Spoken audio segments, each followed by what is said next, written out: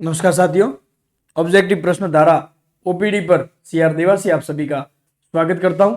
तो अपने भारतीय राजनीति या राजनीति जो शुरू किया है, राजनीति टॉपिक शुरू किया है, राजनीति जो पढ़ाने का क्रम शुरू किया, उस क्रम में अपन मूल अधिकार तक जो है वो पढ़ चुके हैं। मूल अधिकार तक मतलब संवैधानिक विकास, संवैधानिक विकास के बाद संविधान सभा, संविधान सभा के बाद संविधान के स्रोत, संविधान की विशेषताएं, उद्देशिका और मूल अधिकार। मूल अधिकार की 2 क्लासें थी। उन 2 क्लासों में मूल अधिकारों से संबंधित जो है वो सारे टॉपिक जो है वो अपन सारे पॉइंट है वो क्लियर कर चुके हैं। और अभी ये क्लास रिकॉर्ड कर रहा हूं, आज ही पेपर हुआ है आपके सेकंड ग्रेड संस्कृत का पेपर देख लेना। क्वेश्चन मूल अधिकार से एक क्वेश्चन मैंने फास्ट देखा था पेपर, तो उसमें मुझे एक सवाल मिला है मूल अधिकार से संबंधित 15 वाला या 19 वाला है, 19 वाला। इनमें उसमें फिर लिखा हुआ है कि केवल भारतीय या केवल नागरिकों को प्राप्त, ये सवाल जो जस्ट लास्ट क्लास है उसमें से आपको ये सवाल मिल जाएगा। तो आप दूसरे सवाल भी आप देख लें, जो अपन ने पढ़ाए हुए उन टॉपिक में से देख लेना, लगभग आपको क्वेश्चन मिल जाएंगे। क्वेश्चन बाहर नहीं जाएगा, ये प्रयास किया जा रहा है। स्तर बहुत अच्छा है पेपर का, स्तर बहुत अच्छा आ रहा है, अच्छे स्तर का पेपर था। लगा कि भाई हाँ पेपर अच्छे स्तर का था, ना ज़्यादा लो लेवल जाने की कोशिश की गई, ना एक स्तरीय पेपर जो है वो दिया गया। 1857 की क्रांति से भी अच्छा सा क्वेश्चन था। और अपनी ऑब्जेक्टिव ओपीडी पर जो ऑब्जेक्टिव क्लासेस पढ़ी है उनमें से काफ़ी क्वेश्चन जो है वो मिले मुझे, मैंने देखा है उस पेपर को। तो आप भी उस पेपर को जरूर एक बार देखें। जो सेकेंड ग्रेड फर्स्ट ग्रेड या अभी आरएस प्रीलिम्स देने वाले या यूआरओ का एग्ज़ाम देने वाले, तो एक थोड़ा स्तर जो है आपको समझ में आएगा कि अब आरपीएससी का जो ट्रेंड है वो जीके के प्रति क्या ट्रेंड है, राजस्थान जीके के प्रति क्या ट्रेंड है, इंडिया जीके के प्रति क्या ट्रेंड है, पॉलिटी के प्रति क्या ट्रेंड है। एक थोड़ा ट्रेंड जो है एनालिसिस करने में थोड़ा सही रहता है। तो वो पेपर आप जरूर देखें, आपको फायदा ही होगा, नुकसान नहीं होगा। तो अपने अब आगे बढ़ते हैं और अपनी जो ये कारवा शुरू किया उसको आगे बढ़ाते हुए आज जो है टॉपिक वो है मूल कर्तव्य। मूल कर्तव्य, ठीक है। थंबनेल नहीं बन पाया तो क्लास रिकॉर्ड करनी जरूरी है, क्लास आपको टाइम टू टाइम देनी जरूरी है। तो उसी उद्देश्य से जो है वो जिस हिसाब से है उसी हिसाब से अपन इस क्लास को जो है वो चलाते हैं। तो अपनी जो क्लास है आज रहेगी मूल कर्तव्य, और एक टॉपिक अपन लेंगे सामाजिक न्याय, जो कि वैसे तो रीट में अलग से मेंशन है कि सामाजिक न्याय के नाम से, लेकिन अपन ने मूल अधिकारों में उसको पढ़ चुके हैं। मूल अधिकारों में अपन उसको पढ़ चुके हैं, लेकिन फिर भी कोई क्वेरी नहीं रहे, कोई ऑब्जेक्शन नहीं रहे, तो उस उद्देश्य को पूरा करने के लिए जो है ये क्लास, इस क्लास में जो है मूल अधिकारों के साथ सामाजिक न्याय जो है उसको भी जोड़ दिया है। तो सामाजिक न्याय से संबंधित कुछ चीजें हैं वो भी अपन पढ़ेंगे, ठीक है। चलो, मूल कर्तव्य, छोटे छोटे टॉपिक है दोनों। चलो पहले चलते हैं मूल कर्तव्य क्या, कहाँ से क्या कैसे। तो देखो मूल कर्तव्य, ठीक है। मूल कर्तव्य संविधान में नहीं है, मूल अधिकार भी नहीं थे, अपन ने पढ़ा था। मूल कर्तव्य भी संविधान में नहीं है। 42वें संविधान संशोधन 1976 द्वारा जोड़े गए 10 मूल कर्तव्य जोड़े गए। कितने मूल कर्तव्य जोड़े गए? 10 मूल कर्तव्य। इंपॉर्टेंट कौन से संविधान संशोधन? तो मैंने आज सवाल आया है, आज सेकंड ग्रेड में एक सवाल आया, मैंने 2 बात की आपको। एक तो 44वां संविधान संशोधन 1978 और एक 42वां संविधान संशोधन। 42वां संविधान संशोधन जो है 1976। इन दोनों को तो आप एक एक पॉइंट आपको याद होने चाहिए। और एक 1935 के एक्ट से सवाल आया, सीधा सवाल है, आप क्लास देख लेना, उसमें आपको सवाल मिल जाएगा। 1935 के एक्ट से भी एक सवाल आया है। 1919, 1909, 1858, लगभग ये ट्रेंड रहता है। इनमें से जो है वो क्वेश्चन बनते हैं पॉलिटी में, अगर यहाँ तक अपने जहां तक पढ़ी है उसमें से अगर सवाल बनते हैं। तो ये 42वां और 44वां संविधान संशोधन तो मैं पिछली क्लासों में भी आपको कह चुका हूं कि इन 2 संविधान संशोधन को आप कंठस्थ कर ले। उनमें कौन कौन से पॉइंट है वो आप थोड़ा आराम से तसल्ली से उनको नोट कर ले और उनको याद कर ले, ठीक है। तो मूल कर्तव्य जो है कौन सा संविधान संशोधन? 42वें संविधान संशोधन 1976 द्वारा जोड़े गए। कितने मूल कर्तव्य जोड़े गए थे? 10 मूल कर्तव्य। कितने मूल कर्तव्य? 10। अब कहां जोड़े गए? तो जोड़े गए थे 51 क भाग 4 ए में। 51 क भाग 4 ए में, 51 क में जोड़े गए, भाग 4 ए में जोड़े गए, भाग 4 ए में जोड़े गए, ठीक है। भारतीय संविधान के अनुच्छेद 51 क और भाग 4 में जो है मूल कर्तव्यों की बात लिखी हुई है। मूल कर्तव्यों की बात लिखी हुई है। अब प्रश्न बनता है इंपॉर्टेंट क्वेश्चन। और ये क्वेश्चन आपके RAS 2021 में सवाल आया था। RAS 2021, 2018 और 2021 दोनों में कंटिन्यू जो मूल कर्तव्यों से सवाल आया, उसमें वही एक में तो ये स्वर्ण सिंह समिति जो है वो पूछी गई, और दूसरे में ये जो पूछी गई सरदार स्वर्ण सिंह समिति, दूसरे में पूछी गई इनमें से कौन सा सदस्य था या कौन सा सदस्य नहीं था, इस तरह का कोई क्वेश्चन था 18 में। ठीक है, तो अपन देखते हैं सरदार स्वर्ण सिंह समिति 1976 की सिफारिश पर जो है, ये सरदार स्वर्ण सिंह समिति 1976 इंदिरा गांधी जी ने बैठाई थी। इंदिरा गांधी जो जब श्रीमती इंदिरा गांधी जी जब भारत की PM थी, प्रधानमंत्री थी, तब जो है ये कमेटी बैठाई गई थी। और 1976 में सरदार स्वर्ण सिंह समिति में टोटल सदस्य कितने थे, ये प्रश्न एक बार पूछा हुआ है, इसलिए अपन यहां मेंशन कर लेते हैं या पढ़ लेते हैं, यही लिख लेता हूं मैं। कुल सदस्य, मोस्ट इंपोर्टेंट सवाल है, ध्यान रखना आपके, कुल सदस्य थे 1 + 11 बराबर 12। एक अध्यक्ष और 11 सदस्य थे, एक अध्यक्ष और 11 सदस्य थे, यानी टोटल कितने लोग थे, 12। अब कोई समस्या नहीं, कोई क्वेश्चन जो है वो बाहर नहीं जाएगा। ठीक है, तो इनकी सिफारिश पर, सरदार स्वर्ण सिंह समिति की सिफारिश पर जो है ये 10 मूल कर्तव्य जो है 42वें संविधान संशोधन से जोड़े गए। मूल कर्तव्य संविधान का भाग नहीं थे। मूल कर्तव्यों के लिए सरदार स्वर्ण सिंह की अध्यक्षता में एक 12 सदस्यीय कमेटी बैठाई गई, 11 + 1 अध्यक्ष। 1976 में एक कमेटी बैठाई गई और 1976 में ही इन्होंने जो है रिपोर्ट पेश की। इस रिपोर्ट के आधार पर जो है भारत के लोगों को 10 जो मूल कर्तव्य है, भारत के लोगों के लिए 10 मूल कर्तव्य तय किए गए। कितने मूल कर्तव्य तय किए गए, 10 मूल कर्तव्य तय किए गए, जो कि भारत के संविधान के अनुच्छेद 51 क और भाग 4A में जोड़े गए, भाग 4A में जोड़े गए। क्लियर। ये मूल कर्तव्य की अवधारणा कहां से ली गई या इसकी प्रेरणा कहां से मिली, तो रूस से। प्रेरणा कहां से मिली या ये अवधारणा कहां से ली गई, तो रूस से। अपन पढ़ते हैं इसका उद्देश्य क्या है, मोस्ट इंपोर्टेंट, ध्यान रखना, ये इंपॉर्टेंट चीज है कि मूल कर्तव्यों का उद्देश्य क्या है। तो मूल कर्तव्यों का उद्देश्य है आदर्श नागरिकों का निर्माण करना, आदर्श नागरिकों का निर्माण करना। मूल कर्तव्यों का उद्देश्य क्या है, तो आदर्श नागरिकों का निर्माण करना, आदर्श नागरिकों का निर्माण करना जो है वो मूल कर्तव्य है। क्लियर। अब देखो मूल कर्तव्य किस प्रकृति के हैं, मूल कर्तव्य जो है कैसे प्रकृति के हैं, तो देखो इंपॉर्टेंट, मूल कर्तव्य सकारात्मक है।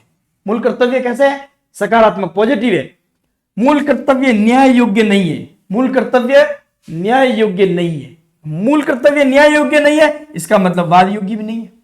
वाद योग्य होते तो न्याय योग्य होते, वाद योग्य होते तो न्याय योग्य होते। और ये मूल कर्तव्य जो है वो केवल नागरिकों को प्रदत्त है, केवल नागरिकों को प्रदत्त है। इंपॉर्टेंट है, ध्यान रखना। मूल कर्तव्यों की प्रकृति कैसी है, तो प्रकृति में 4 चीज आपको याद रखनी है। पहला सकारात्मक है, कैसे है, सकारात्मक। मूल अधिकार अपन ने पढ़े थे, मूल अधिकार सकारात्मक भी है और नकारात्मक भी है, सकारात्मक भी है और नकारात्मक भी है, दोनों है, लेकिन मूल कर्तव्य जो है वो सकारात्मक है। दूसरा, न्याय योग्य नहीं है। न्याय योग्य नहीं है इसका मतलब वाद योग्य नहीं है, उस पर वाद नहीं किया जा सकता, इसलिए न्याय योग्य नहीं है। यह कंसेप्ट एकदम क्लियर। और ये जो है केवल नागरिकों को प्राप्त है, केवल नागरिकों को प्रदत्त है, केवल नागरिकों को दिए गए हैं, केवल नागरिकों को दिए गए। अपन ने मूल अधिकार में पढ़ा था कि कुछ जो ऐसे थे जो केवल नागरिकों को थे, कुछ ऐसे थे जो गैर नागरिकों को भी थे, लेकिन यहां जो है मूल कर्तव्य में जो है वो ये लाइन क्लियर लिखी हुई है कि केवल नागरिकों को प्रदत्त है। क्लियर। अब अपन बात करते हैं 11वां कर्तव्य। 11वां कर्तव्य जो है 86वें संविधान संशोधन 2002 द्वारा जोड़ा गया, 86वें संविधान संशोधन 2002 द्वारा। अब प्रश्न यहां पूछ सकते हैं, करंट में यह प्रश्न इंपॉर्टेंट है, ध्यान रखना कि आगे अपन बता देंगे। 6 से 14 वर्ष के आयु तक के बच्चों को शिक्षा देना, क्या था, आरटीई एक्ट 2009। क्या था इसमें, आरटीई एक्ट 2009।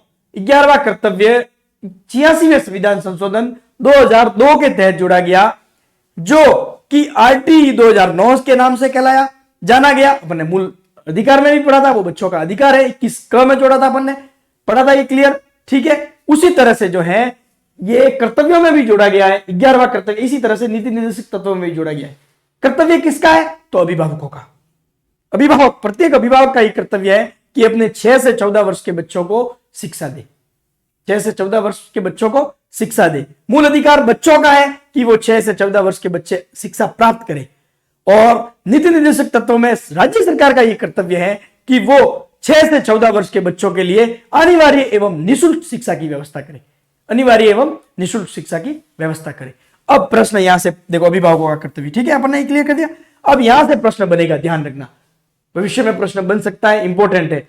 जब यह संविधान संशोधन का प्रस्ताव लाया गया तब पीएम कौन थे? प्रश्न यह पूछा जा सकता है।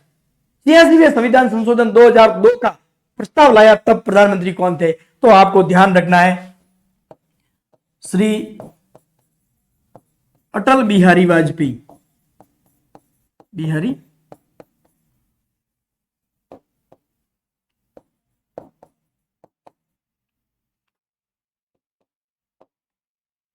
वाजपेयी जी, अटल बिहारी वाजपेयी जी जब थे शासन में, पीएम थे, तब यह है जो आरटीई एक्ट का प्रस्ताव, जो संविधान संशोधन है, वो प्रस्तुत किया गया 2002 में। फिर जब लागू हुआ आरटीई एक्ट, तब श्री डॉक्टर मनमोहन सिंह जी, कौन थे? श्री डॉक्टर मनमोहन सिंह जी जो थे वो प्रधानमंत्री थे। ये क्वेश्चन दोनों इंपॉर्टेंट है, ये क्वेश्चन दोनों पूछे जा सकते हैं, तो इन दोनों क्वेश्चन को आपको ध्यान रखना मूल कर्तव्य से रिलेटेड करते हुए। क्लियर? अब आई थिंक क्लियर हो गया। भारत और जापान में मूल कर्तव्यों का प्रावधान है। एशिया के दो देश भारत और जापान में जो है मूल कर्तव्यों का क्या है? प्रावधान है। मूल कर्तव्यों का क्या है? प्रावधान है। अब देखो मूल कर्तव्य को एक बार वापस अपन सरसरी नजर से एक बार देख लेते हैं कि मूल कर्तव्य संविधान का भाग नहीं है। 42वें संविधान संशोधन 1976 के तहत जो है भारतीय जनता को जो है वो 10 मूल कर्तव्य जो है वो प्रदत्त किए गए। अब ये मूल कर्तव्य क्यों प्रदत्त किए गए? क्योंकि सरदार स्वर्ण सिंह की अध्यक्षता में एक कमेटी बैठाई गई थी। उस कमेटी ने स्टडी करके, कमेटी बैठाई गई थी 1976 में, स्टडी करके जो है इनकी अनुशंसा की थी, अभिशंसा या अनुशंसा की थी। उस आधार पर जो है भारतीय संविधान के अनुच्छेद 51 का भाग 4A में ये जो है 10 कर्तव्य जो है वो जोड़े गए। इनका उद्देश्य क्या है? तो इनका उद्देश्य है आदर्श नागरिकों का निर्माण करना। मूल कर्तव्यों का उद्देश्य है आदर्श नागरिकों का निर्माण करना। कहां से प्रेरित है? कहां से लिए गए? तो रूस से। कहां से लिए गए? रूस से। कैसी प्रकृति है? किस प्रकार के है? तो इनकी प्रकृति सकारात्मक है। मूल अधिकार पढ़े थे तो वो नकारात्मक सकारात्मक दोनों थे, और ये जो मूल कर्तव्य है वो सकारात्मक है। कैसे है? सकारात्मक है। वाद योग्य नहीं तो न्याय योग्य नहीं, वाद योग्य नहीं, वाद योग्य नहीं तो न्याय योग्य भी नहीं, सीधी सी बात। और ये केवल जो है केवल नागरिकों को मिलते हैं। किसको मिलते हैं? केवल नागरिकों को मिलते हैं। क्लियर? अब आगे जो अपन ने पढ़ा था कि भाई अभी वर्तमान में तो 11 मूल कर्तव्य, 11वां कौन सा है? तो 11वां मूल कर्तव्य जो है वो आरटीई एक्ट 2009 है, जो कि 86वें संविधान संशोधन 2002 द्वारा जो है वो 2009 में ये पारित हुआ। 2010 में 1 अप्रैल 2010 को ये लागू हुआ। अभिभावकों का ये कर्तव्य है कि 6 से 14 वर्ष के बच्चों को क्या करे? शिक्षा दे। 6 से 14 वर्ष के बच्चों को क्या करे? शिक्षा दे। और भारत और जापान में मूल कर्तव्यों का प्रावधान है। क्लियर? चलो आप लोग स्क्रीनशॉट ले ले इसका। चलो बढ़े आगे। चलो अब अपन पढ़ते हैं मूल अनुच्छेद जो है 51A में प्रत्येक नागरिकों का कर्तव्य। क्या क्या कर्तव्य होंगे?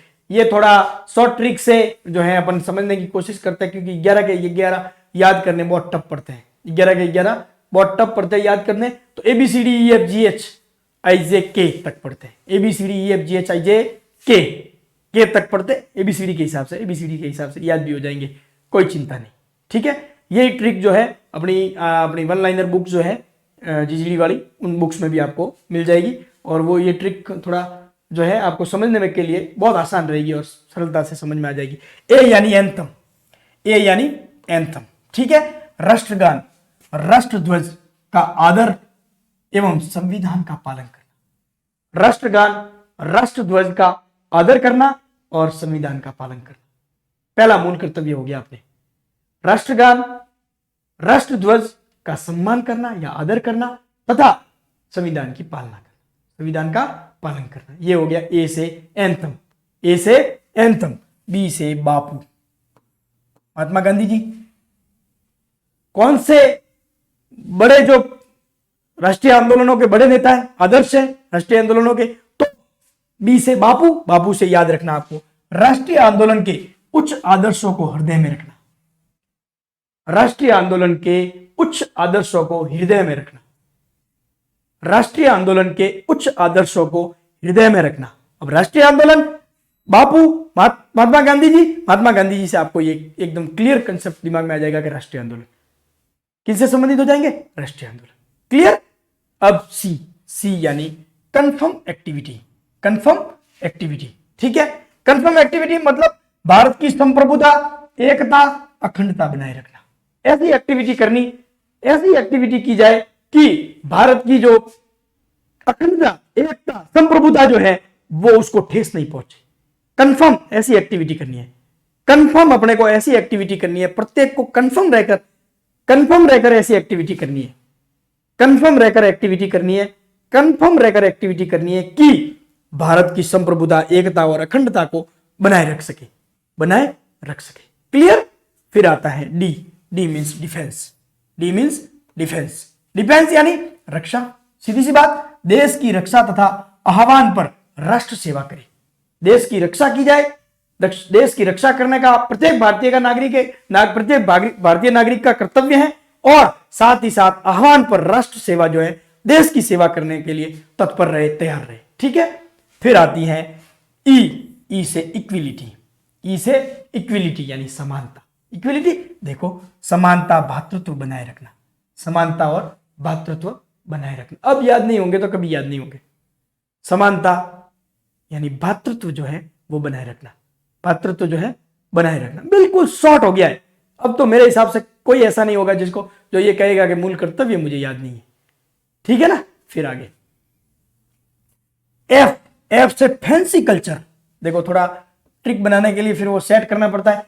एफ से फैंसी कल्चर, कैसा कल्चर, फैंसी कल्चर, कल्चर कैसा, फैंसी कल्चर। एफ से फैंसी कल्चर, कल्चर यानी क्या हो जाएगा, संस्कृति, कल्चर यानी संस्कृति। सामाजिक संस्कृति के प्रति आदर भाव, सामाजिक संस्कृति जो है, सामाजिक संस्कृति जो है उसके प्रति अपने मन में जो है वो आदर भाव रहना चाहिए। अपने मन में कैसा भाव रहना चाहिए, आदर भाव रहना चाहिए। सामाजिक संस्कृति के प्रति अपने मन में जो है वो आदर भाव हमेशा रहना चाहिए। अब जी फॉर ग्रीन, जी यानी ग्रीन, ग्रीन का मतलब प्रकृति, पर्यावरण, ग्रीन का मतलब प्रकृति या पर्यावरण। देख लीजिए बिल्कुल शॉर्ट एकदम। ग्रीन का मतलब प्राकृतिक या पर्यावरण का संरक्षण एवं संवर्धन, प्राकृतिक यानी प्राकृतिक एवं पर्यावरण का संरक्षण एवं संवर्धन, संरक्षण एवं संवर्धन। क्लियर एकदम, ग्रीन से क्लियर। अब आते हैं ह्यूमनिज्म।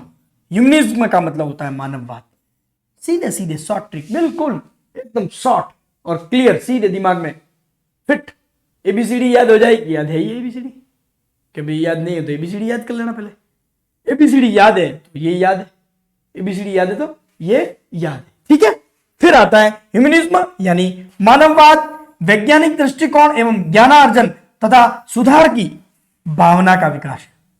मानववाद यानी ह्यूमनिज्म जो है वो वैज्ञानिक दृष्टिकोण एवं ज्ञानार्जन तथा सुधार की भावना का विकास, तथा सुधार की भावना का विकास। ये किसमें है, तो ये हो गया एच फॉर ह्यूमनिज्म।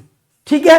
फिर आता है I, I for Indian property, I for Indian property यानी सार्वजनिक संपत्ति। इंडियन प्रॉपर्टी यानी सार्वजनिक संपत्ति, जितनी भी सार्वजनिक संपत्ति जो है वो इंडियन प्रॉपर्टी है। तो राष्ट्रीय सार्वजनिक संपत्ति की रक्षा करना, राष्ट्रीय सार्वजनिक संपत्ति जो है उसकी रक्षा करना प्रत्येक भारतीय का कर्तव्य है। प्रत्येक भारतीय का कर्तव्य है कि राष्ट्रीय सार्वजनिक संपत्ति जितनी भी है उन सब की रक्षा करने का अपन सबका कर्तव्य है, अपन सबका कर्तव्य है। फिर आता है जे, जे यानी joint equity, joint equity activity, sorry activity, joint activity. C यानी जॉइंट, जे यानी जॉइंट, जे यानी जॉइंट एक्टिविटी, जॉइंट यानी सामूहिक, सामूहिक गतिविधि। कैसी गतिविधि हो गई, सामूहिक गतिविधि। सिंपल सा, सामूहिक गतिविधि को बढ़ावा देना। कोई भी कार्य जो है वो सामूहिक रूप से किया जाए, सामूहिक गतिविधियों का आयोजन किया जाए, सामूहिक गतिविधियों का आयोजन किया जाए। क्लियर। अब आता है के यानी नॉलेज। नॉलेज यानी 11वां ये हो गया नॉलेज। नॉलेज यानी 6 से 14 वर्ष तक के बच्चों को निःशुल्क एवं अनिवार्य शिक्षा उपलब्ध कराने का कर्तव्य माता पिता का होगा। कर्तव्य माता पिता का होगा। देख लो, ये हो गए अपने 1 2 3 4 5 6 7 8 9 10 और ये हो गया 11वां। ये 11 का 11 मूल कर्तव्य आपके क्लियर। अब कोई भी सवाल कुछ भी पूछा जा सके। अब इसमें से प्रश्न कैसे बनता है, पैटर्न जो है वो अपने को पता होना चाहिए। प्रश्न इस तरह से बनता है कि निम्न में से कौन सा भारतीय संविधान के अनुच्छेद 51 क में मूल कर्तव्य नहीं है। मूल कर्तव्य नहीं है। एक तो पैटर्न हुआ ये। दूसरा पैटर्न बनता है कि निम्न में से कौन सा कूट सही है। उसमें आपको पूछा जाएगा, या तो दिए जाएंगे कि निम्न में से कौन सा असत्य है, 1 2 3 4 1 2 2 1 इस तरह से पूछ लेंगे कूट करके कि भाई 1 2 3 4 2 4 5 कौन सा सत्य है, ये करके भी पूछ सकते हैं। 2 पैटर्न से। तीसरा जो इंपॉर्टेंट शुरुआती क्वेश्चन बनता है, जो अपन ने पहली स्लाइड में पढ़े, कौन सी समिति, क्या क्या इनकी कहां से प्रेरणा ली गई, इसकी प्रकृति कैसी है, कौन से संविधान संशोधन से, और 11वां जो है वो मूल कर्तव्य कौन सा है। अब मेरे हिसाब से मूल कर्तव्यों से है कोई भी क्वेश्चन जो है वो आपके बाहर नहीं जाएगा। कोई भी क्वेश्चन जो है वो बाहर नहीं जाएगा और गलत नहीं होगा, गलत भी आपके नहीं होगा। क्लियर। चलो आप लोग इसका स्क्रीनशॉट ले लो। ठीक है, एक बार मैं इसको थोड़ा क्लीन कर देता हूं, तो आपके स्क्रीनशॉट ले लोगे तो फायदा थोड़ा क्लियर समझ में आ जाएगा। 1 मिनट।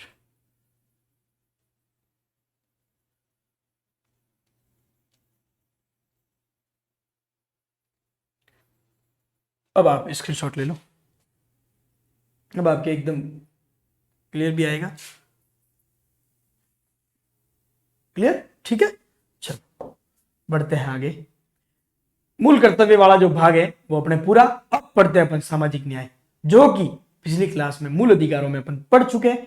अब देखोगे क्लास तो, लेकिन कुछ एक्स्ट्रा चीजें, बहुत सारी चीजें एक्स्ट्रा है, वो अपन इसमें ऐड कर देते हैं। ठीक है, उसमें अपन ने सिर्फ जो आरक्षण की बात की थी, अब इसमें थोड़ा जो है उस चीज को जोड़ते हैं। अब पढ़ते हैं सामाजिक न्याय।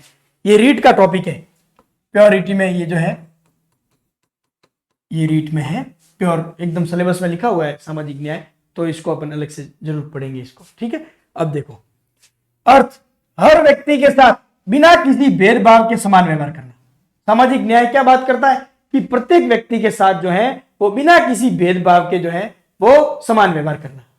तो भारत में भारतीय संविधान के ऐसे कौन कौन से अनुच्छेद है जो ये प्रावधान करते हैं कि भारतीय प्रत्येक व्यक्ति के साथ जो है वो बिना भेदभाव के जो है समान व्यवहार करना। कौन कौन से जो एक्ट है, कौन कौन से अनुच्छेद है वो ये प्रावधान करते हैं। तो पहला अनुच्छेद जो है वो अनुच्छेद 15 अपन ने पढ़ा था। मूल वंश, जाति, लिंग या जन्म के आधार पर विभेद प्रतिषेध अपन ने पढ़े थे। 15(1), 15(2), 15(3), 15(4), 15(5) और 15(6) में जो है नया जो आरक्षण जोड़ा गया ईडब्ल्यूएस वाला वो था, पढ़ा था अपन ने अनुच्छेद 15 तक 15 का। ठीक है, तो अनुच्छेद 15 जो है वो भी ये प्रावधान करता है कि किसी भी प्रकार का किसी के भी साथ जो है वो भेदभाव नहीं किया जाना चाहिए, भेदभाव नहीं किया जाना चाहिए। आप अगर कंटिन्यू क्लासें देखते हुए आ रहे हो तो ये क्लास आपको ये जो चीजें हैं वो आपके एकदम क्लियर आपके दिमाग में सीधा क्लिक करेगा कि हाँ सर ने 6 जो है 15 में वो बताए थे वो अपने क्लियर हो जाएंगे। ठीक है ना, बस अर्थ है कि आप कंटिन्यू क्लास देखते आ रहे हो। फिर अनुच्छेद 16, अनुच्छेद 16 प्लेलिस्ट बनी हुई है, प्लेलिस्ट वाले ऑप्शन में जाए, सबसे ऊपर ही ऊपर जो प्लेलिस्ट है वो अपने संविधान की प्लेलिस्ट है उसमें। और जिन जिनको राजस्थान के ऑब्जेक्टिव क्वेश्चंस की प्रैक्टिस करनी है, कला संस्कृति और आधुनिक राजस्थान का इतिहास पूरा करवा रखा है। कला आर्ट एंड कल्चर और आधुनिक राजस्थान के इतिहास से संबंधित टॉप लेवल के क्वेश्चन है वो आपके उसमें क्लियर करवा रखे। और आज के पेपर जो हुआ है उसमें भी खूब सारे क्वेश्चन उसमें मिल जाएंगे। वो भी प्लेलिस्ट नीचे बनी हुई है, उस प्लेलिस्ट में भी आप जो है वो अपने ये क्लासेस जो है वो आपको मिल जाएगी। और वैसे नहीं मिलता तो यूट्यूब जो सर्च है उसमें जाकर आप CR देवासी GGD लिखोगे या GGD CR देवासी लिखोगे तो उसमें भी आपको जो है ये प्ले लिस्ट मिल जाएगी। GGD CR देवासी या CR देवासी GGD लिखोगे तो भी आपको ये प्ले लिस्ट मिल जाएगी। तो आप उन क्वेश्चन को भी देख ले और ये जो क्लासें हैं अपनी वो भी कंटिन्यू देख ले। चलो फिर आता है अनुच्छेद 16। अनुच्छेद 15 में तो बात की गई थी 5वें और 6 में कि अनुच्छेद 15(5), 15(6) उसमें ये बात की गई थी जो शिक्षण संस्थानों में आरक्षण की बात की थी। फिर 16 जो कहता था ये कहता था लोक नियोजन के विषय में समानता, यानी सरकारी भर्तियों में, सरकारी नौकरियों में समानता, सरकारी नौकरियों में समानता जिसमें अपन ने पढ़ा था। 16(5) तो बात करता है शिक्षण संस्थानों में आरक्षण की और 16(6) बात करता है EWS के आरक्षण की 10% वाले। क्लियर? आई थिंक ये आपको याद आ गया होगा। फिर आता है अनुच्छेद 17 अस्पृश्यता का अंत। अस्पृश्यता का अंत ये भी अपन ने पढ़ा है क्लियर एकदम इसके बारे में। इसमें अस्पृश्यता अपराध अधिनियम 1955 और सिविल अधिकार संरक्षण अधिनियम 1955 ये दो नियम इसके संबंध में जो बने हुए, दो कानून जो है इसके संबंध में बने हुए, और अदर जो एक्स्ट्रा कानून है वो अपन पिछली क्लास में जो है मूल अधिकारों वाली क्लास में पढ़ चुके हैं। ठीक है, फिर है अनुच्छेद 18। अनुच्छेद 18 क्या बात करता है? उपाधियों का अंत। उपाधियों का अंत, उपाधि किसी भी प्रकार की किसी को नहीं दी जाएगी तो समानता रहेगी। लेकिन सैन्य और शिक्षा को छोड़कर, ये मैंने उस कोष्टक में बकायदा ये मेंशन किया था, सैन्य और शिक्षा क्षेत्र को छोड़कर और भारत के सबसे बड़े जो पुरस्कार हैं भारत रत्न, पद्म भूषण, पद्म विभूषण, पद्मश्री जो है उनको छोड़कर, उनको जो है इसके अधीन नहीं माना गया है और वो वैध माने गए हैं, तो उनको छोड़कर जो है वो सारी उपाधियों का अंत रहेगा। फिर आता है अनुच्छेद 23, अपने पढ़ा था 23 और 24 मोस्ट इंपोर्टेंट है दोनों जो है, एक तो है बेगार से संबंधित और एक बाल श्रम से संबंधित, बेगार से संबंधित और बाल श्रम से संबंधित, तो ये दोनों गैर नागरिकों को भी प्राप्त है, अपन ने पढ़ा था। बाल निषेध एवं मानव दुर्व्यापार एवं बेगार पर रोक। बाल निषेध एवं मानव दुर्व्यापार एवं बेगार पर रोक, सीधा सीधा किसी के ऊपर भी किसी भी प्रकार का दबाव बनाकर कोई कार्य या कोई उससे कार्य जो है वो नहीं करवाया जाएगा, कोई भी कार्य नहीं करवाया जाएगा। एक प्रकार से बेगार प्रथा जो है उस पर रोक लगाया था। बेगार प्रथा पर क्या लगाया?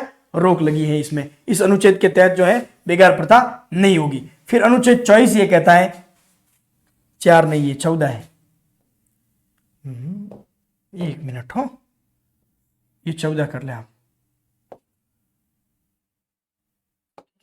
देखो 14 वर्ष से कम आयु के बालकों को किसी खान कारखाने में काम करने पर प्रतिबंध, उद्यानों में भी नहीं, उद्यानों में भी नहीं, उद्यानों में भी नहीं, यानी कहीं पे भी जो है वो 14 वर्ष से कम आयु का बच्चा जो है, बालक जो है वो कार्य नहीं कर सकता। ये भारतीय संविधान के मूल अधिकारों में ये 14 वर्ष से कम आयु के बच्चों को अधिकार दिए गए हैं कि उसे कहीं पे भी जो है काम करवाया नहीं जाएगा।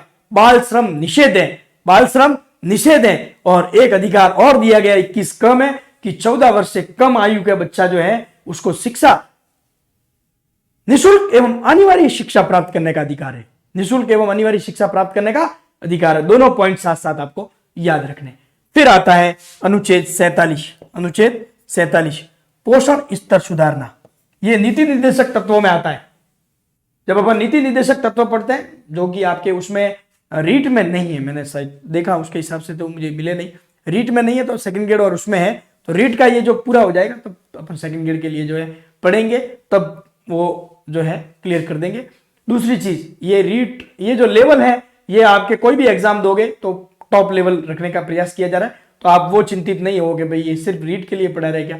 आप सभी एग्जाम, जो भी एग्जाम दो आप, फर्स्ट ग्रेड सेकंड ग्रेड, सबके लिए ये इक्वल ही इंपॉर्टेंट है। ठीक है, पोषार स्तर सुधारना, पोषार स्तर सुधारना, जैसे कि पहली क्लास से 8वीं क्लास तक के बच्चों को, और आंगनवाड़ियों में भी जो है वो पोषार दिया जा रहा है, छोटे बच्चों को जो है वो कुपोषण से बचाया जा सके।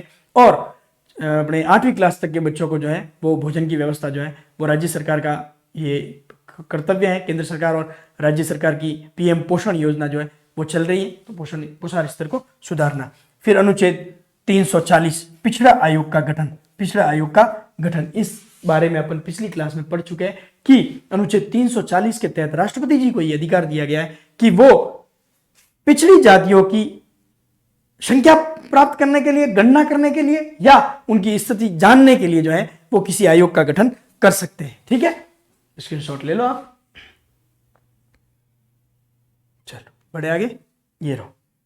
चलो अब उसके लिए अपन ने कल पढ़ा था, एक तो काका कालेलकर आयोग, एक मंडल आयोग, काका कालेलकर आयोग और एक मंडल आयोग। ठीक है, फिर मंडल आयोग ने क्या, ओबीसी की पहचान के आधार पर सामाजिक, आर्थिक और राजनीतिक और शैक्षणिक स्थिति जो है किस प्रकार की है उसके आधार पर जो है ओबीसी जो जातियां हैं, ओबीसी जो जातियां हैं, जो पिछड़ी जो जातियां हैं उनकी जो है वो पहचान करनी, उनकी जो है पहचान करनी। अपन ने पढ़ा भी था 3700 और 43 पिछड़ी जातियों की जो है पहचान की थी, 3743 की। और मंडल आयोग ने जो रिपोर्ट है वो 1980 में अपनी रिपोर्ट दी थी, जिसमें सामाजिक एवं शैक्षणिक पिछड़ी जातियों 3700 और 43 अपन ने पिछली क्लास में पढ़ी थी, जातियों के लिए 27% आरक्षण की सिफारिश की थी। फिर इंदिरा साहनी वाद अपन ने पढ़ा था, जिसमें सुप्रीम कोर्ट ने यह कहा कि 27% जो आरक्षण है वो सही है और आरक्षण की सीमा जो है वो 50% से ज्यादा नहीं हो। ये अपन पिछली क्लास में पढ़ चुके हैं।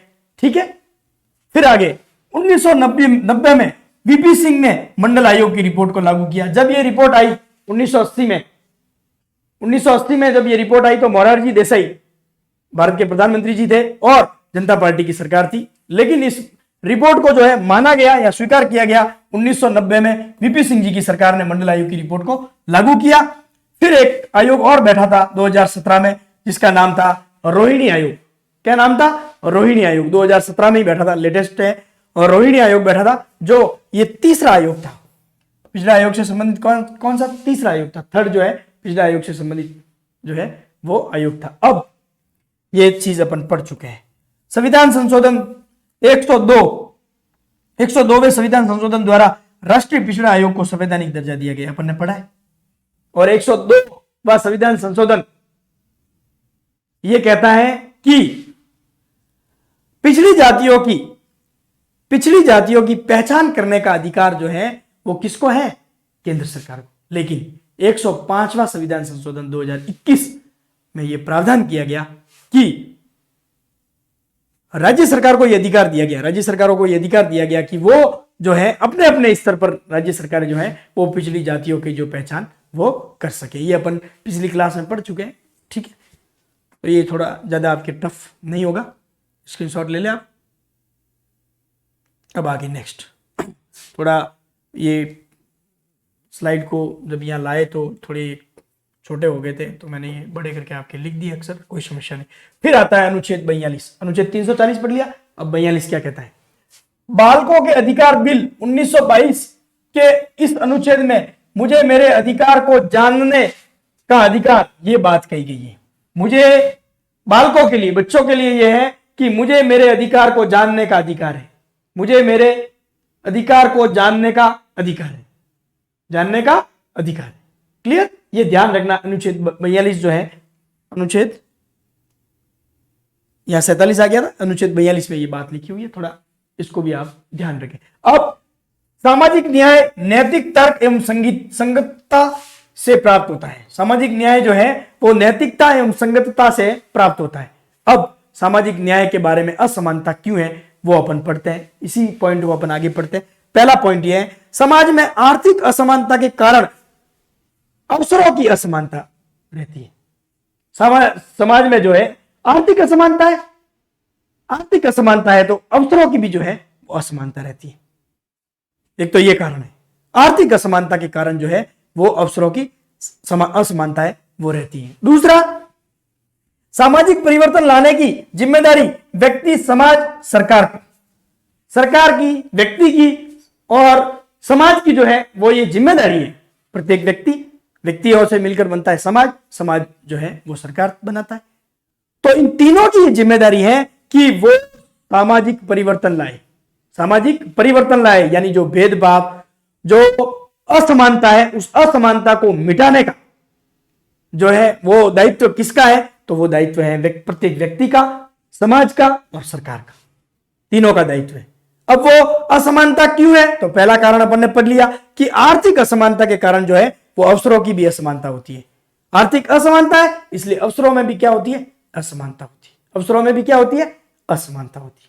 क्लियर, ठीक है। फिर आगे, और क्यों, अब अवसरों में असमानता, ये पॉइंट इसके जस्ट बाद, अवसरों में असमानता के पीछे प्रमुख कारण क्या है, तो भेदभाव, पूर्वाग्रह, रूढ़िवादिता या रूढ़िबद्धता। भेदभाव के कारण अवसरों की असमानता क्यों होती है, अपन ने पढ़ लिया, आर्थिक के कारण।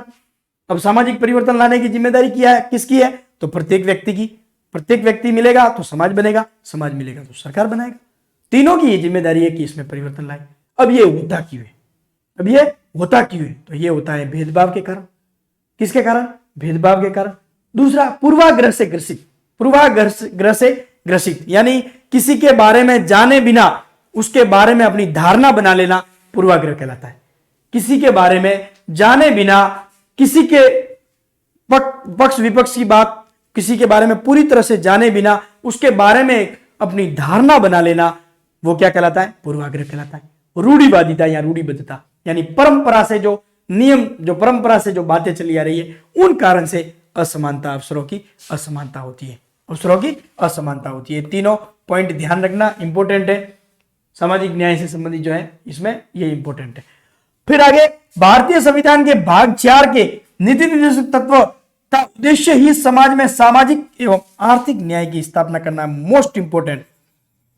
ठीक है, सीधी सी बात है। नीति निर्देशक तत्व है क्या है, नीति निर्देशक तत्व यह है कि एक राज्य लोक कल्याणकारी राज्य की स्थापना करेगा। कैसे राज्य की स्थापना करेगा, लोक कल्याणकारी, यानी प्रत्येक व्यक्ति का कल्याण। लोक कल्याणकारी राज्य का मतलब प्रत्येक व्यक्ति का कल्याण करने का जो है वो दायित्व किसका है, राज्य सरकार का है। तो अनुच्छेद 4 भाग 4 जो है वो इसका उद्देश्य यही है कि सामाजिक और आर्थिक रूप से जो है वो न्याय की स्थापना करना। अनुसूचित जाति एवं जनजाति अत्याचार निवारण अधिनियम 1989 में बना था। अनुसूचित जाति एवं जनजाति अधिनियम, अत्याचार निवारण अधिनियम कब बना है, तो 1989 में, 1989 में। क्लियर, चलो आप लोग स्क्रीनशॉट ले लें, इसका जरूर लेना। ये पीछे थोड़े छोटे हो गए थे अक्षर, तो मैंने उनको पीछे लिख दिया। अब आगे, अब है थोड़े अनुसूचित जनजाति जाति से संबंधित हो गए। अब है राष्ट्रीय पिछड़ा आयोग का गठन। राष्ट्रीय पिछड़ा आयोग का गठन कब किया गया, 14 अगस्त 1993। सीधे सीधे फैक्ट है, 14 अगस्त 1993 को जो है राष्ट्रीय पिछड़ा आयोग का गठन किया गया। सीधे सीधे फैक्ट याद रखने आपको। Employment of manual scavengers and construction of dry latrines 1993, 1993 में यह एक्ट बना था। विकलांगता एक्ट 1995, विकलांगता एक्ट कब बना, 1995। इसमें क्या प्रावधान किया गया, विकलांगों के लिए निःशुल्क शिक्षा, विकलांगों के लिए, दिव्यांगों के लिए, दिव्यांगों के लिए जो है वो, विकलांग शब्द सही नहीं है, दिव्यांगों के लिए जो है वो निःशुल्क शिक्षा जो है, यानी ये दिव्यांगता एक्ट। ठीक है, दिव्यांगता एक्ट, और दिव्यांगों के लिए जो है निःशुल्क शिक्षा, दिव्यांगों के लिए निःशुल्क शिक्षा। राजस्थान में निःशुल्क एवं अनिवार्य शिक्षा अधिनियम 2009 अपन ने देख लिया, 1 अप्रैल 2011 को राजस्थान में लागू किया गया, राजस्थान में। ठीक है, राजस्थान की बात कर रहे हैं, तो राजस्थान में कब लागू हुआ, 1 अप्रैल 2011, और 1 अप्रैल 2010 को भारत में लागू हुआ। ठीक है, ये अपन पढ़ चुके हैं। क्लियर। फिर आगे, संविधान में सामाजिक न्याय संबंधी प्रावधान क्या क्या किए गए, तो पहला तो किया गया SC ST को जो है सरकारी नौकरियों में आरक्षण दिया गया। SC ST को जो है विधायिका में आरक्षण दिया गया, यानी संसद और विधानसभा में उनके लिए फिक्स जो है वो सीटें कर रखी हैं, आरक्षित सीटें। और बाल श्रम निषेध, ये 3 जो है बड़े प्रावधान किए गए। पहले तो नौकरियों में आरक्षण, विधायिका में आरक्षण, विधायिका यानी संसद और विधानसभा में आरक्षण, और बाल श्रम जो है वो निषेध। ये 3 बड़े जो है प्रावधान सामाजिक न्याय से संबंधित जो है वो 3 बड़े प्रावधान किए गए हैं। ठीक है, स्क्रीनशॉट ले लें आप, सीधे फैक्ट है, इसमें कोई दूसरी बात है नहीं। अब अपने ये क्लास, आज की क्लास है जो पूरी है, अपन एक बार इसका क्विक रिवीजन कर लेते हैं। अपन ने शुरुआत की थी मूल कर्तव्य से। भारतीय संविधान के 42वें संविधान संशोधन 1976 के तहत जो है 10 मूल कर्तव्य जोड़े गए। इसका मतलब मूल कर्तव्य जो है मूल संविधान में जो है वो नहीं थे, मूल संविधान के भाग नहीं थे। सरदार स्वर्ण सिंह की अध्यक्षता में एक 12 सदस्यीय कमेटी बैठाई गई 1976 में। उसकी अभिशंसा अनुशंसा पर जो है वो भारतीय संविधान के अनुच्छेद 51 क और भाग 4A में जो है वो मूल कर्तव्य 10 मूल कर्तव्य जोड़े गए, 10 मूल कर्तव्य जोड़े गए। कहां से प्रेरणा ली गई या कहां से लिए गए मूल कर्तव्य, तो रूस से। कहां से लिए गए? रूस से। अब इनका उद्देश्य क्या है, क्यों लाए गए, क्या उद्देश्य? तो उद्देश्य है आदर्श नागरिकों का निर्माण करना। क्या उद्देश्य है? आदर्श नागरिकों का निर्माण करना इसका उद्देश्य है। चलो उद्देश्य ये है, तो इनकी प्रकृति कैसी है? इनकी प्रकृति कैसी है? तो ये सकारात्मक है। मूल अधिकार जो थे वो नकारात्मक और सकारात्मक दोनों थे, मूल कर्तव्य जो है वो सकारात्मक है। फिर न्याय योग्य नहीं है। अब न्याय योग्य नहीं है तो वाद योग्य भी नहीं, वाद योग्य नहीं है तो न्याय योग्य भी नहीं। क्लियर? और तीसरा जो है वो केवल ये जो है भारतीयों के लिए, सॉरी केवल नागरिकों के लिए, भारतीयों के लिए की बात है, नागरिकों के लिए। अब तो वर्तमान में तो 11 मूल कर्तव्य है, आपने तो 10 ही बताए। 11वां मूल कर्तव्य जो है वो 86वें संविधान संशोधन 2002 के तहत जोड़ा गया। 86वें संविधान संशोधन 2002 के तहत जोड़ा गया और इसमें यह प्रावधान किया गया कि 6 से 14 वर्ष के प्रत्येक बालक को जो है वो अनिवार्य शिक्षा या शिक्षा के लिए भेजना अभिभावकों का कर्तव्य है। शिक्षा प्राप्त करने के लिए भेजना अभिभावकों का कर्तव्य है। और भारत, एशिया के भारत और जापान में जो है मूल कर्तव्य का प्रावधान है। क्लियर? चलो अब आगे बढ़ते हैं। आगे है मूल कर्तव्य कौन कौन से। तो एबीसीडी मैंने बताई थी। एंथम, एंथम यानी राष्ट्रगान, राष्ट्रध्वज का आदर एवं संविधान का पालन करना। बी फॉर बापू, बी से बापू यानी महात्मा गांधी जी की बात आते ही अपने राष्ट्रीय आंदोलन दिमाग में आता है। तो राष्ट्रीय आंदोलन के उच्च आदर्शों को हृदय में रखना, राष्ट्रीय आंदोलन के जो उच्च आदर्श है उनको अपने हृदय में रखना प्रत्येक भारतीय नागरिक का जो है कर्तव्य है। फिर सी यानी confirm activity, confirm activity, confirm ये एक्टिविटी करनी है कि भारत की अखंडता, संप्रभुता और एकता बनाए रखे, एकता बनाए रखे। डी फॉर डिफेंस, डिफेंस का मतलब होता है देश की रक्षा, देश की रक्षा तथा जब भी आह्वान किया जाए तो देश सेवा के लिए हमेशा तैयार रहना चाहिए, तत्पर रहना चाहिए प्रत्येक नागरिक का यह कर्तव्य है। ई फॉर इक्विलिटी, इक्विलिटी का मतलब होता है समानता, समानता या भातृत्व बनाए रखना, समानता भातृत्व बनाए रखना। ठीक है। एफ, एफ यानी फैंसी कल्चर। कैसा कल्चर? फैंसी कल्चर यानी कल्चर की बात, यानी सांस्कृतिक सामाजिक जो संस्कृति है उसके प्रति आदर भाव। प्रत्येक समाज, प्रत्येक जो निवासी है उसकी संस्कृति के प्रति जो है वो आदर भाव अपने मन में होना चाहिए, ये मूल कर्तव्य है। जी यानी ग्रीन, ग्रीन यानी प्राकृतिक पर्यावरण का संरक्षण एवं संवर्धन, प्राकृतिक पर्यावरण का संरक्षण एवं संवर्धन। फिर है एच यानी ह्यूमनिज्म, ह्यूमनिज्म का मतलब होता है मानववाद, वैज्ञानिक दृष्टिकोण तथा एवं ज्ञानार्जन तथा सुधार की भावना का विकास करना। हमेशा देश के विकास के लिए जो है मानववाद और वैज्ञानिक दृष्टिकोण बनाए रखना और ज्ञान ज्यादा से ज्यादा अर्जित करके सुधार की भावना जो है वो अपने दिमाग में हमेशा बनाए रखनी, अपने मन में हमेशा बनाए रखनी। I for Indian property, I for Indian property यानी राष्ट्रीय सार्वजनिक संपत्ति जो है उसकी रक्षा करना, राष्ट्रीय सार्वजनिक संपत्ति की रक्षा करना। फिर J for joint activity, joint activity मतलब सामूहिक गतिविधि, सामूहिक गतिविधियों को बढ़ावा देना। कोई भी कार्य जो है वो सामूहिक गतिविधि करके जो है वो कार्य किया जाए, समूह के रूप में जो है वो गतिविधि की जाए। ठीक है। फिर के यानी नॉलेज, नॉलेज का मतलब होता है 6 से 14 वर्ष के बालकों को निःशुल्क एवं अनिवार्य शिक्षा लेने के लिए विद्यालय भेजने का अभिभावकों का कर्तव्य है, अभिभावकों का कर्तव्य है। क्लियर? चलो आगे बढ़ते हैं। फिर रीड के लिए जो स्पेशल मेंशन है, लेकिन वो सभी एग्जाम में पूछा जाता है, अपन मूल कर्तव्य में भी इस चीज को पढ़ चुके हैं। वापस एक बार इसको देखते हैं। सामाजिक न्याय, हर व्यक्ति, भारत के प्रत्येक व्यक्ति के साथ किसी भी प्रकार का भेदभाव नहीं किया जाना चाहिए। ये भारत के संविधान के कौन कौन से अनुच्छेद जो है वो ये व्यवस्था करते हैं। तो कुछ अनुच्छेद जो है वो तो मूल अधिकारों में ही है और उसके अलावा भी जो है उनको अपन देखते हैं। पहला अनुच्छेद था 15 यानी मूल वंश, जाति, लिंग या जन्म के आधार पर किसी भी प्रकार का भेद नहीं किया जाना चाहिए। 15(1) से लगाकर 15(6) तक अपन मूल अधिकारों में पढ़ चुके हैं। फिर 16 ये है कि लोक नियोजन यानी सरकारी नौकरियों में जो है वो जो है अवसर की समानता हो, प्रत्येक व्यक्ति को जो है समान अवसर मिलना चाहिए। ये भी अपन 16(1) से 16(6) तक अपन पढ़ चुके हैं। फिर 17 अस्पृश्यता का अंत, अस्पृश्यता का अंत। ठीक है। फिर 18 यानी उपाधियों का अंत, उपाधियों का अंत होगा तो सब इक्वल गिने जाएंगे। ठीक है। फिर आता है 23 और 24 दोनों मोस्ट इंपोर्टेंट। 23 बात करता है बेगार की, बाल निषेध या मानव दुर्व्यवहार की और बेगार पर रोक की बात करता हूँ। 24 बात करता है कि 14 वर्ष से कम आयु का बच्चा है उसको कार्य नहीं करवाना चाहिए, खान में, कारखानों में, उद्यानों में, कहीं पे भी जो है वो नौकरी सर्विस नहीं करनी चाहिए।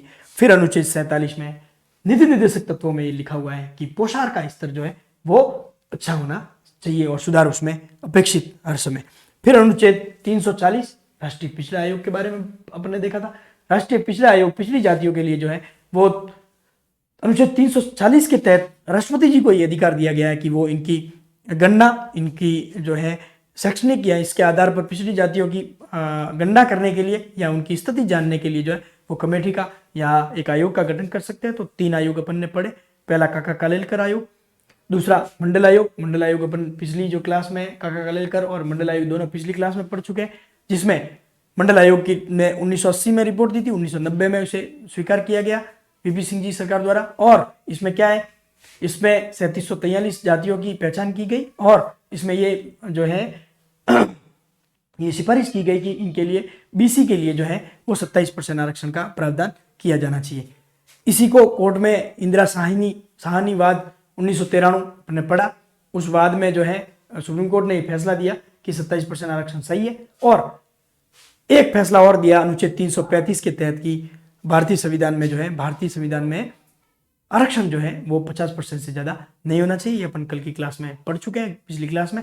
फिर एक तीसरा आयोग रोहिणी आयोग और संविधान के अनुच्छेद 102वें संविधान संशोधन के तहत राष्ट्रीय पिछड़ा आयोग को जो है वो संवैधानिक दर्जा दिया गया और इसी 102 में जो है ये प्रावधान किया गया था कि पिछड़ी जातियों की पहचान करने का अधिकार किसको है, केंद्र सरकार को। लेकिन 105वें संविधान संशोधन में इसे चेंज कर दिया गया और चेंज करके ये प्रावधान किया गया कि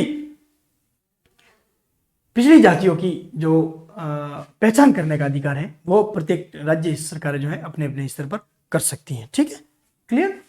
आगे फिर बढ़ते हैं। फिर है 42वां संविधान 42वां अनुच्छेद जो बालकों के अधिकार जो बिल है 1922, उसमें लिखा हुआ है कि मुझे मेरे अधिकार जानने का अधिकार है। बालकों के लिए मुझे मेरा अधिकार जानने का अधिकार है। फिर सामाजिक न्याय नैतिक तर्क संगतता से प्राप्त होते हैं। सामाजिक न्याय जो है वो नैतिक तर्क जो दिए जाएंगे, नैतिकता जो अपनाई जाएगी उसके आधार पर ही मिल सकता है। जब नैतिकता नहीं अपनाई जाएगी तो सामाजिक न्याय जो है वो संभव नहीं है। अब सामाजिक सामाजिक असमानता क्यों है, सामाजिक असमानता क्यों है, तो पहला कारण बताया कि समाज में जो आर्थिक असमानता है उसके कारण अवसरों की असमानता है। दूसरा कारण ये बताया कि भेदभाव, पूर्वाग्रह और रूढ़िवादिता से ग्रसित जो है समाज के कारण जो है वो ये भेदभाव या अवसरों की असमानता रहती है। फिर अब इन अवसरों की असमानता में परिवर्तन कौन लाएगा, तो इसमें परिवर्तन लाने का लिखा हुआ है कि परिवर्तन लाने का कार्य जो है वो प्रत्येक व्यक्तियों से मिलकर बनने वाला समाज जो सरकार बनाता है, इन तीनों का ही कर्तव्य है कि इस सामाजिक परिवर्तनों को लाए। फिर भारतीय संविधान के भाग 4 में नीति निर्देशक तत्वों का उद्देश्य यही है कि ऐसे राज्य की स्थापना की जाए जो सामाजिक और आर्थिक रूप से समान हो, सामाजिक और आर्थिक रूप से न्याय सबको प्राप्त हो सके, जो समान हो। ठीक है, फिर अपन ने पढ़ा अनुसूचित जनजाति जो है अत्याचार निवारण अधिनियम जो है 1989 और राष्ट्रीय पिछड़ा आयोग, ये जो है कंटेंट, ये जो है सीधे फैक्ट है। राष्ट्रीय पिछड़ा आयोग का गठन कब किया गया था, 14 अगस्त 1993। Employment of manual scavengers and construction of dry act जो है 1993 और दिव्यांगता एक्ट जो है 1995। दिव्यांगों के लिए निःशुल्क शिक्षा की व्यवस्था जो है इस 1995 में एक्ट में की गई, ये बात की गई और राजस्थान में निःशुल्क एवं मान्य वाली शिक्षा अधिनियम 2009 1 अप्रैल 2011 से लागू किया गया। फिर संविधान में सामाजिक न्याय संबंधी प्रावधान क्या क्या है इंपॉर्टेंट, तो SC ST जो है उनके लिए सरकारी नौकरियों में आरक्षण, SC ST के लिए विधायिका में आरक्षण और बाल श्रम निषेध की व्यवस्था जो है वो भारतीय संविधान में की गई है। ठीक है, ये थी अपने मूल कर्तव्य और सामाजिक न्याय से संबंधित जो है क्लास। मुझे पूर्ण विश्वास है कि आपको जो है मूल कर्तव्य और सामाजिक न्याय से संबंधित जो क्लास है वो आपको सही तरीके से समझ में आई होगी और अब आपके जो है कोई क्वेश्चन बाहर नहीं जाएगा और आप जो आने वाली परीक्षाएं हैं उनमें अपना बेस्ट देते हुए जो है रिजल्ट पॉजिटिव लेके आएंगे। आप लोगों के कमेंट का समाधान जो है वो आते हैं, तो जब कमेंट आते हैं तो मैं उसका समाधान जरूर करता हूँ। ये क्लासें कितने दिन कितनी क्लासें चलेगी, तो लगभग ये एवरेज आप मान के चले कि लगभग 30 क्लासों में जो है कोशिश करेंगे, 30 से 2 प्लस माइनस हो सकती है। इन क्लासों में जो है वो संविधान वाला जो भाग है जो उसको पूरा करवाने का प्रयास किया जाएगा, रीड से संबंधित जो है टॉपिक उसमें, और अदर जो टॉपिक है उनको जोड़ते हुए जितनी भी क्लासें बनेगी तो उन क्लासों के माध्यम से जो है वो आपके भारतीय राजनीति और राजस्थान की राजनीति, इन दोनों को जो है वो पूरा करवाने का प्रयास किया जाएगा। आप लोगों के पॉजिटिव कमेंट जो है वो ऊर्जा देते हैं, नई ऊर्जा देते हैं और एक्स्ट्रा मेहनत आप लोगों के लिए करने का जो है वो हौसला देते हैं। तो आप लोगों का प्रेम स्नेह है कि क्लासें आप लगातार निरंतर देख रहे हैं और आप लोगों को इनसे फायदा ही होगा, कहीं किसी भी प्रकार का कोई नुकसान नहीं होगा। आपको एक्स्ट्रा चीज़ें, एक्स्ट्रा मैटर जो है वो जानने का जो है मौका मिलेगा। आप इन क्लासों को कंटिन्यू देखें। दूसरी चीज़ मैंने बता दी आपको कि अगर कोई अभ्यास करना चाहता है राजस्थान कला संस्कृति से संबंधित, और अभ्यास मतलब क्लासें देखना चाहते हैं कला संस्कृति से संबंधित ऑब्जेक्टिव और अपने राजस्थान का आधुनिक इतिहास जिससे कि सर्वाधिक क्वेश्चन बनते हैं वर्तमान में, उससे संबंधित जो क्लासें हैं वो पीडी की प्लेलिस्ट में आपको मिल जाएगी, या फिर आप जो यूट्यूब सर्च है उसमें जाकर जीजीडी सीआर देवासी या सीआर देवासी जीजीडी जो है वो सर्च कर सकते हैं। तो वहाँ से भी आपको क्लासें हैं जो मिल जाएगी, ये पॉलिटिकल की क्लासें भी मिल जाएगी आपको। आप क्लासें देखें और वही आने वाले साल 2025 में अपना स्वर्णिम भविष्य बनाए और राजकीय सेवा में, सरकारी सेवा में जो है वो सरकारी सेवा या राजकीय सेवा को प्राप्त करें, अपना एक पद जो है सुनिश्चित करें और अभ्यास लगातार जारी रखें। अभ्यास करने के लिए रीट वालों के लिए स्पेशल जो टेस्ट सीरीज है वो आपके अपने जीजीडी ऐप पर उपलब्ध है और अभ्यास करते रहे। इन्हीं शुभकामनाओं के साथ मिलेंगे अगली क्लास में। तब तक के लिए राम राम, जय हिंद।